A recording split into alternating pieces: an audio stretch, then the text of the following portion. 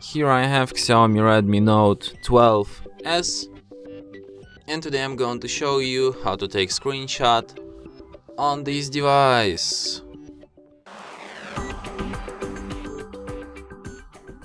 So to do this, all I need to do is to just press a combination of keys, power key plus volume down at the same time like this, and after that screenshot will be taken.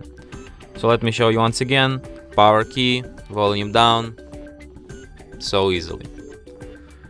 So one last time, volume down, power key, and we got it.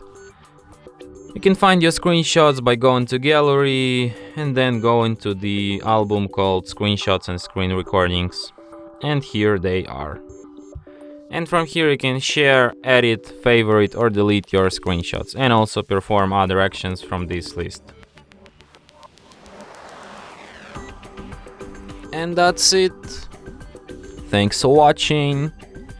If you find this tutorial useful, don't forget to hit that like button and subscribe to our channel.